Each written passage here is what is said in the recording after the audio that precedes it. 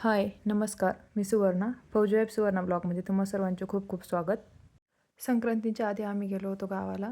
तर संक्रांतीसाठी जे सुबडं पुजायसाठी जे सामान लागतं ते तर आम्ही गावावरूनच घेऊन येणार होतो.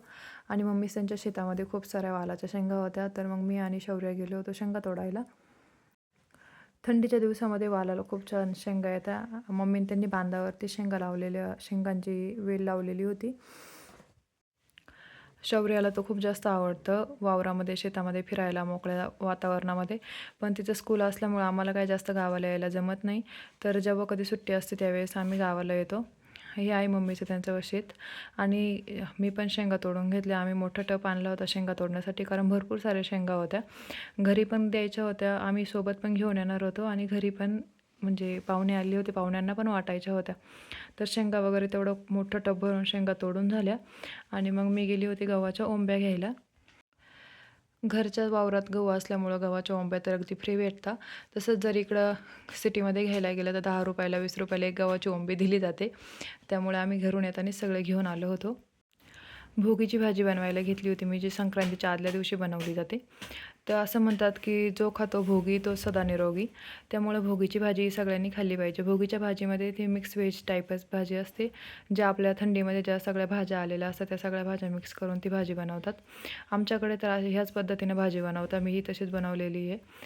जशी आपण नॉर्मल भाजी बनवतो तसेच तेलामध्ये थोडेसे फोडणी वगैरे देऊन सगळ्या भाज्या थोड्याशा परतून त्यानंतर शेंगदाणे आणि मिरची वगैरे वाटून टाकली. तशी भाजी भोगीची बनवून घेतली.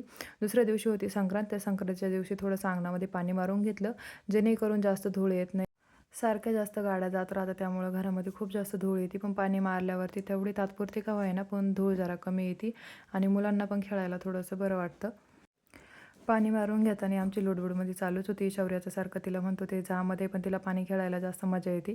त्यामुळे तिचं पाणी खेळायचं चालू होतं.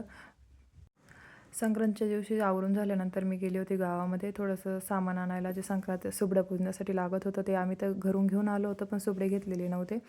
गेल्यानंतर तिथं सुबडे वगैरे घेतले, तिळगुळ घेतले आणि हे बोरन्हाणासाठी छान साहित्य त्या आजीने ठेवलेलं होतं. काही हळदी कुंकाचे वाण वगैरे ठेवलेले होते. तिळाचे लाडू वगैरे तर आपण घरी बनवतो, पण शक्यतो काही विकतही आणतात. हे सगळे तिथं सामान घेतलं.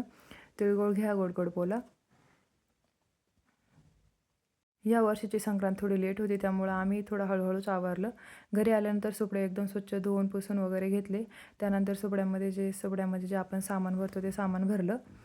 गव्हाची ओंबी, हरभऱ्याचे घटे, त्याच्यानंतर गाजर, ज्वारीचा गोंडा, ऊस, हे गाजर सगळं वस्तू व्यवस्थित भरून घेतलं सुपड्यामध्ये. त्यानंतर थोडेसे तीळ. सुबडे व्यवस्थित मांडून झाल्यानंतर तिथे फुले वगैरे वाहून घेतली आणि पूजा व्यवस्थित मांडून घेतली. सुबडं पूजन झाल्यानंतर देवाचं तर पहिलीच पूजा केलेली होती, पण फुलं वाहिलेली नव्हते. फुलं वगैरे वाहून घेतले. देवपूजा व्यवस्थित आटपून घेतली आणि त्यानंतर नैवेद्य दाखवला. संक्रांतीच्या दिवशी तर शक्यतो सगळीकडे पुरणपोळीचाच नैवेद्य करतात. त्यामुळे आम्ही त्या दिवशी एकादशी होती तरी पण आम्ही पुरणपोळीचा नैवेद्य केला होता. कारण असं म्हणतात की सुवासिनींचा हा सण असतो, त्यामुळे तिथे पुरणपोळीचा नैवेद्य हा दाखवावाच लागतो. ही रांगोळी काढली होती मी बाहेर थोडीशी संक्रांतीच्या निमित्ताने. संक्रांत म्हणल्यावरती पतंग आणि पतंगाची रांगोळी तर दिसायलाच हवी. ही अशी काही फायनल लुक होता त्या रांगोळीचा आणि ही काढलेली मी सुंदर रांगोळी संक्रांतीच्या दिवशी काढली होती. Happy Makar Sankranti all of you. आम्ही किंक्रांतीच्या दिवशी म्हणजे करीच्या दिवशी ज्याकडे किंक्रांतीच्या दिवशी आमच्याकडे कर म्हणले जाते. तर करीच्या दिवशी आम्ही गेलो होतो डीमार्टला थोड्याशा वाण आणि बोरन्हाणासाठी सामान आणायचं होतं. तर हे बोरन्हाणाची आम्ही थोडीशी तयारी करून घेतली आहे. कारण आहे म्हणजे माझ्या बहिणीचा मुलगा, त्याचं हे पहिलंच बोरन्हाण होतं. त्यामुळे आम्ही छान डेकोरेशन वगैरे करून घेतलं. सिंपल डेकोरेशन होतं पण छान वाटत होतं. कारण संक्रांतीच्या दिवशी शक्यतो काळे कपडेच वापरले जातात आणि डेकोरेशन पण आम्ही त्याच थीमनुसार केलं होतं, काळे कलरमध्ये. आणि हे वाण आणले होते मी बायकांना देण्यासाठी. बोरन्हाण आणि संक्रांतीचा हळदी कुंकू आम्ही सोबत करणार होतो. डीमार्टमधून हे आम्ही छान वाण आणले होते. आणि त्यानंतर ही शौर्याचे बोरन्हाण करायचं होतं. शौर्य, त्रक्षय आणि विहांश सगळ्यांचे बोरन्हाण करायचं आम्ही एकत्रच करायचं ठरवलं होतं. त्यामुळे आमच्या सोसायटीतल्या सगळ्या बायकांनी येऊन पहिलं औक्षण वगैरे करून घेतलं आणि त्यानंतर आम्ही बोरन्हाण घालून घेतलं.